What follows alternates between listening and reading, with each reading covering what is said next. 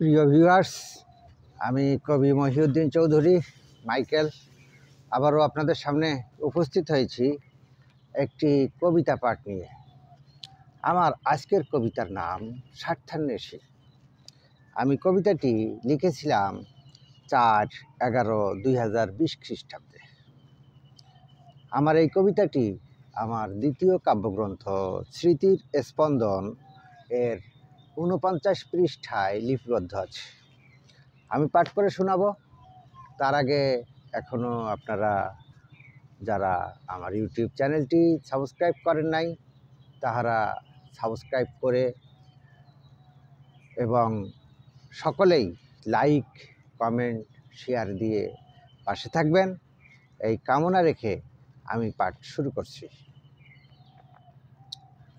ওজনে দেওয়ার সময় তোমরা কম দাও, নেওয়ার সময় বেশি নাও। পণ্য বিক্রয় করার সময় মূল্যটা বেশি নাও।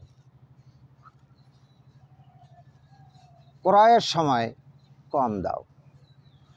সম্পদ ভাগের সময় তোমরা কম দাও, নেওয়ার সময় বেশি নাও। সম্পর্ক করার সময় তোমরা স্বার্থ চাও, স্বার্থ শেষ হয় ভেগে যাও।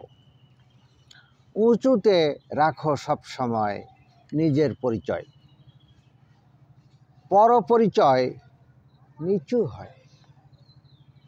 সম্পদে, সম্পর্কে, ক্ষমতায় কিভাবে পাওয়া যায়, সব নিজের হয় সদা কল্পনায়।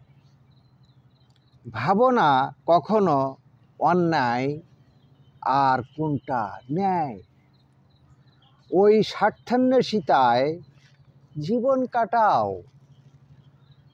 আমার কবিতাটি এ পর্যন্ত। সবাইকে ধন্যবাদ।